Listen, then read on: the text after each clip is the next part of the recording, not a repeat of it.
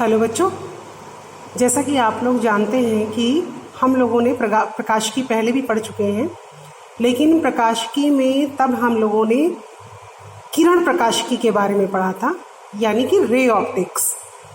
अब हम लोग पढ़ेंगे तरंग प्रकाशिकी।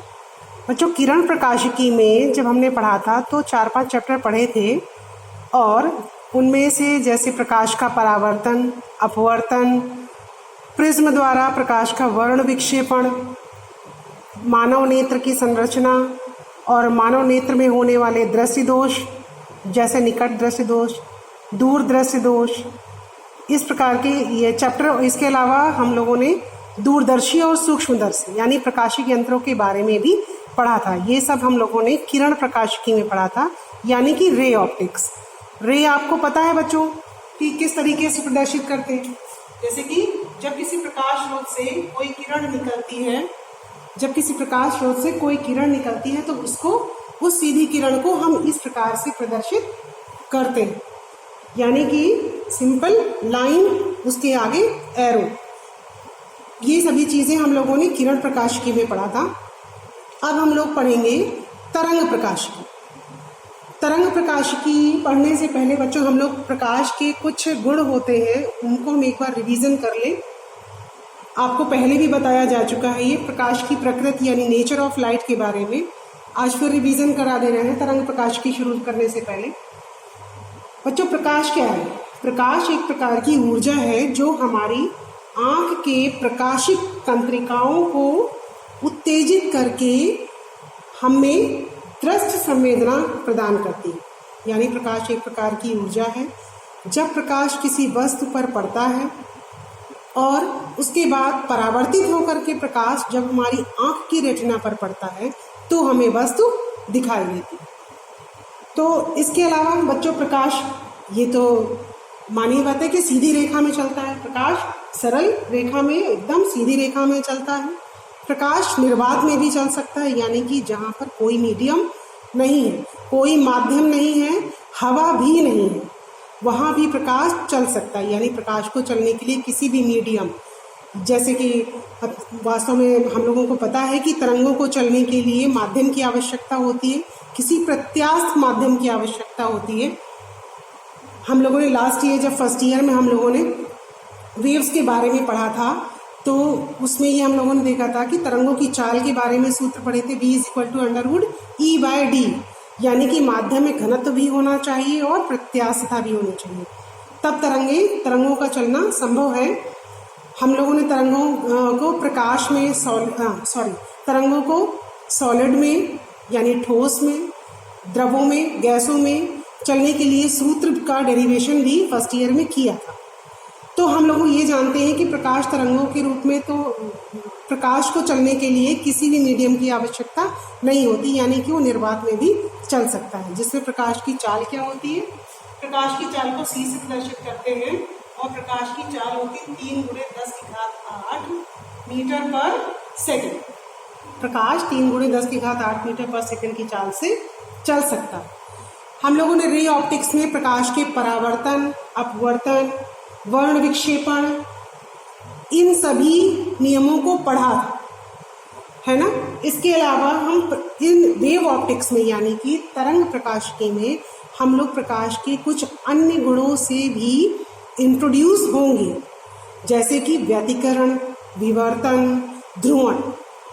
ये जो है आपने उसमें किरण प्रकाशिकी में नहीं पढ़े थे, ये आपको पढ़ने को मिलेंगे तरंग प्रकाशिकी में। प्रकाश के कौन कौन से गुण? व्यतिकरण, विवर्तन और ध्रुवण। इनको आप वेव ऑप्टिक्स में पढ़ेंगे, यानी कि तरंग प्रकाशिकी में। इसके अलावा एक और प्रॉपर्टी है, जैसा कि आप लोग जानते हो सोलर सिस्टम, सोलर कुकर, ये सभी चीज़ें सोलर सिस्टम से ही चलती हैं। सोलर सिस्टम मतलब सूर्य से आने वाली ऊर्जा को ही विद्युत ऊर्जा में कन्वर्ट करके जो है ये हमारे सोलर पैनल, और इसके अलावा बहुत सारे विद्युत यंत्र भी बनने लगे हैं अब तो। स्ट्रीट लाइट आप लोग देखते हैं, सनलाइट में जो है चार्ज हो जाती हैं और रात में वो जो है हमें प्रकाश देती हैं। तो यानी कि सूर्य की ऊर्जा को वैज्ञानिक विधि द्वारा यानी डिवाइसेस द्वारा कलेक्ट करके उसको हम वैद्युत ऊर्जा में कन्वर्ट करते हैं ये डिपेंड करता है, यह निर्भर करता है प्रकाश के एक महत्वपूर्ण गुण, प्रकाश वैद्युत प्रभाव, यानी कि प्रकाश वैद्युत प्रभाव। इसके बारे में भी हम पढ़ेंगे। इस वेव ऑप्टिक्स के बाद प्रकाश वैद्युत प्रभाव चैप्टर भी पढ़ेंगे। अब ये आप लोग समझ चुके हैं कि प्रकाश में एक हमेशा बहुत ही मेन टॉपिक रहा है सभी के लिए। तो प्रकाश की प्रकृति को समझने के लिए प्रकाश के संबंध में विभिन्न वैज्ञानिकों ने अलग अलग मत प्रस्तुत किए, जिनमें जो है कुछ नियम फेमस हैं, जैसे न्यूटन का कणिका सिद्धांत। अब आप लोग प्रकाश की प्रकृति के बारे में जान चुके हैं। प्रकाश सीधी रेखा में चलता है, निर्वात में भी चल सकता है। प्रकाश की चाल 3 गुणे 10⁸ मीटर पर सेकंड होती है। प्रकाश में परावर्तन, अपवर्तन और वर्ण विक्षेपण होता है। इसके अतिरिक्त व्यतिकरण, विवर्तन और ध्रुवण भी होता है। हम लोग प्रकाश वैद्युत प्रभाव के बारे में भी पढ़ेंगे। अब कुछ वैज्ञानिकों ने जो मत प्रस्तुत किए प्रकाश के प्रकृति के बारे में, उनमें पहला था न्यूटन का कणिका सिद्धांत। न्यूटन का कणिका सिद्धांत इस बार आपके सिलेबस से हटा दिया गया है। कुछ 30% सिलेबस आप लोगों का सभी क्लासेस में 30% सिलेबस कम किया गया है, उसमें न्यूटन का कणिका सिद्धांत हट गया है, लेकिन आपको मैं शॉर्ट में बहुत थोड़ा सा बता देती हूँ।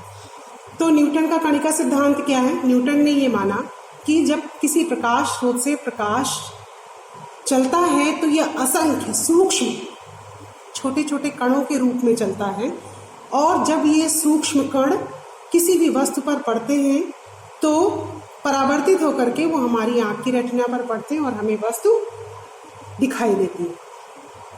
लेकिन बच्चों, न्यूटन का कणिका सिद्धांत बाद में असफल भी रहा, क्योंकि हम लोगों ने एक अपवर्तन में पढ़ा था स्नेल का नियम।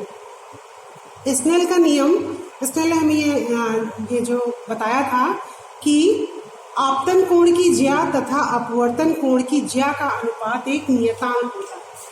sin I upon sin R is equal to refractive index 1 medium to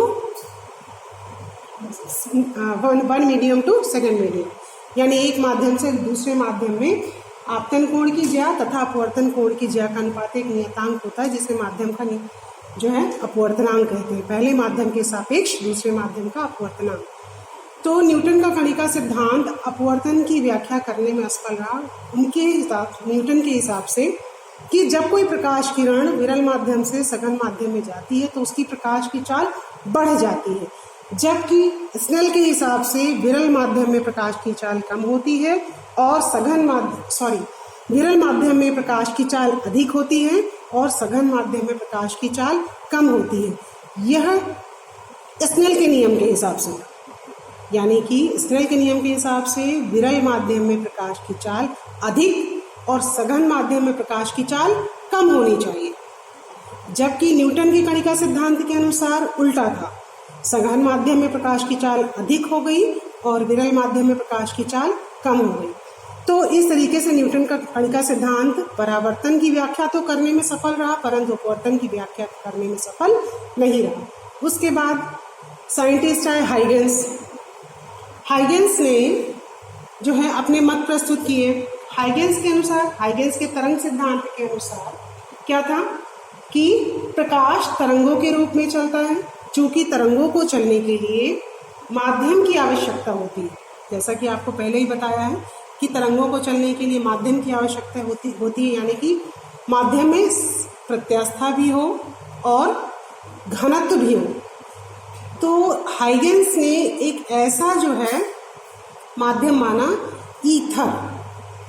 उन्होंने ये माना कि एक सर्वव्यापी माध्यम ब्रह्मांड में उपस्थित है जिसका नाम है ईथर, जिसका घनत्व बहुत कम है और प्रत्यास्था बहुत ज्यादा है। यानी कि घनत्व कम होने की वजह से वो सभी जगह प्रवेश कर सकता है। और हाइगेंस ने बताया कि प्रकाश तरंगों के रूप में चलता है और जब ये तरंगें आँख की रेटिना पर गिरती हैं तो हमें वस्तु दिखाई देती है। लेकिन बाद में हाइगेंस ने अपने ही तरंग सिद्धांत को और मॉडिफाई किया और बताया कि हाइगेंस के तरंग सिद्धांत के बाद जो है उन्होंने अपना दूसरा नियम दिया, हाइगेंस का द्वितीयक तरंगिकाओं का सिद्धांत। हाइगेंस का द्वितीयक तरंगिकाओं का सिद्धांत, इसको जानने से पहले हमें थोड़ा तरंगाग्र के बारे में जानना होगा कि तरंगाग्र क्या होता है, क्योंकि ये शब्द उन्होंने अपने हाइगेंस ने अपने द्वितीयक तरंगिकाओं के सिद्धांत में जो है यूज किया है। और जब मैं बोलूंगी कि तरंगाग्र, तो आपको पता होना चाहिए कि तरंगाग्र क्या होता है। बच्चों, तरंगाग्र किसी माध्यम में खींचा गया एक ऐसा काल्पनिक पृष्ठ होता है, इमेजिनेट, ऐसा काल्पनिक पृष्ठ होता है जिस पर स्थित सभी कण कंपन की समान कला में होते हैं। यानी किसी माध्यम में खींचा गया एक ऐसा पृष्ठ जिसमें स्थित सभी कण कंपन की समान कला में होते हैं, तरंगाग्र कहलाता है। अब प्रकाश स्रोत की प्रकृति के हिसाब से, प्रकाश स्रोत की आकृति के हिसाब से जो है तरंगाग्र अलग अलग आकार के हो सकते हैं, जिसमें कि पहला हमने लिया है समतल तरंगाग्र। पहला कैसा है? समतल तरंगाग्र। तो समतल तरंगाग्र जैसा कि दिखाई ही पड़ रहा है कि माना तरंगे किसी माध्यम में एक ही दिशा में समानांतर रूप से संचरित हो रही है। तब किसी भी क्षण इन तरंगों के लंबवत कोई एक ऐसा काल्पनिक पृष्ठ खींचे, ये तरंगे समांतर तरंगे हैं, किसी प्रकाश स्रोत से आ रही हैं, तो इन तरंगों के लंबवत एक ऐसा काल्पनिक पृष्ठ खींचे जिसमें स्थित सभी कण, यानी कि प्रकाश के सभी कण कंपन की समान कला में होते हैं, जिसमें स्थित सभी कण कंपन की समान कला में हो। अब इसी तरीके से नेक्स्ट है गोलीय तरंगाग्र। गोलीय तरंगाग्र के लिए बच्चों स्रोत क्या होना चाहिए? गोलीय होना चाहिए, स्फेरिकल स्रोत होना चाहिए, यानी कि बिंदु स्रोत, पॉइंट सोर्स। बिंदु स्रोत आप मान सकते हैं, किसी बिंदु स्रोत से निकलने वाली प्रकाश किरणें जो है इस प्रकार से आगे बढ़ेंगी। अब इनके लिए एक गोलीय जो है पृष्ठ खींचना होगा हमें। गोलीय मतलब त्रिज्य, रेडियल। इस तरीके से त्रिज्य पृष्ठ खींचेंगे और इस त्रिज्य पृष्ठ से जाने वाले सभी कण कंपन की समान कला में होंगे। यानी कि किसी भी प्रकाश स्रोत से आने वाली प्रकाश किरणों के लिए हम एक ऐसा प्रकाश किरणों के लंबवत एक ऐसा काल्पनिक पृष्ठ खींचे जिसमें सभी कण कंपन की समान कला में उपस्थित हो, कंपन की समान कला में हो, तरंगाग्र कहलाता है। और तरंगाग्र डिपेंड करता है आने वाले प्रकाश पर कि प्रकाश समतल समानांतर रूप से आ रहा है कि किसी बिंदु स्रोत से आ रहा है। अगर समानांतर रूप से आ रहा है तो खींचा गया काल्पनिक पृष्ठ समतल तरंगाग्र होता है। अगर किसी बिंदु स्रोत से आ रहा है तो खींचा गया काल्पनिक पृष्ठ गोलीय तरंगाग्र होता है। इसी तरीके से एक और भी होता है बेलनाकार तरंगाग्र। यदि हमारा स्रोत रेखीय हो, यानी कि रेखीय स्रोत हो, तो उससे निकलने वाली तरंगे जो है बेलनाकार तरंगाग्र कहलाते हैं। यानी कि रेखीय स्रोत से निकलने वाली तरंगों के लंबवत कोई पृष्ठ खींचे तो हमारा बेलनाकार तरंगाग्र प्राप्त होता है। अब बच्चों हम लोग इसके बारे में बात करेंगे, हाइगेंस के द्वितीयक तरंगिकाओं के सिद्धांत के बारे में। हाइगेंस के सिद्धांत के बारे में तो आपको बता चुके हैं कि प्रकाश तरंगों के रूप में चलता है और प्रकाश को चलने के लिए माध्यम की आवश्यकता होती है, जिसके लिए उन्होंने एक अधिक प्रत्यास्थ और कम घनत्व वाले माध्यम की कल्पना की, ईथर। अब बच्चों हाइगेंस का द्वितीयक तरंगिकाओं का सिद्धांत है। इस सिद्धांत के लिए हाइगेंस ने कुछ परिकल्पनाएं की हैं, जिसमें पहला है आपका, जब किसी माध्यम में स्थित तरंग स्रोत से तरंगे निकलती हैं तो स्रोत के चारों ओर स्थित माध्यम के कण, यानी जिस मीडियम में वो तरंग चल रही है उस मीडियम के कण जो है कंपन करने लगते हैं। यदि माध्यम में स्थित इन तरंगों के चलने, जिस माध्यम में ये तरंगे चल रही हैं उनके लंबवत अगर एक काल्पनिक पृष्ठ खींचे तो किसी भी समय खींचा गया यह काल्पनिक पृष्ठ में उपस्थित सभी कण कंपन की समान कला में होते हैं, जिसे हम तरंगाग्र कहते हैं। यानी कि पहला क्या हो गया, जब किसी माध्यम में स्थित तरंग स्रोत से तरंगे निकलती हैं तो स्रोत के चारों ओर स्थित माध्यम के सभी कण कंपन करने लगते हैं, यानी माध्यम के सभी कण कंपन करने लगते हैं। और यदि इन तरंगों का से स्पर्श करता हुआ एक हम काल्पनिक पृष्ठ खींचे, जिसे हम तरंगाग्र कहते हैं, तो सभी माध्यम के सभी कण कंपन की समान कला में होते हैं। ये आपका पहला पॉइंट हो गया। सेकंड पॉइंट, तरंगाग्र पर स्थित प्रत्येक कण एक नए तरंग स्रोत का कार्य करता है। यानी इस तरंगाग्र पर, जैसे ये तरंगाग्र है, इस तरंगाग्र पर जो भी कण होंगे, माध्यम के कण एक नए तरंग स्रोत का कार्य करते हैं और इनसे नई तरंगें निकलने लगती हैं। इन तरंगों को हम द्वितीयक तरंगिकाएं कहते हैं। ये द्वितीयक तरंगिकाएं भी उसी माध्यम में जो है प्राथमिक तरंगों की चाल से ही आगे बढ़ती हैं। अगर मीडियम नहीं बदल रहा है तो, यदि माध्यम बदल जाता है तो तरंगिकाओं की चाल बदलेगी, लेकिन अगर माध्यम नहीं बदलता है तो तरंगिकाओं की चाल नहीं बदलेगी। माध्यम का मतलब समझ रहे हैं, जैसे हवा से पानी में गई या फिर पानी से कांच में गई, तो माध्यम बदलने पर, मीडियम बदलने पर तरंग की चाल बदल जाएगी।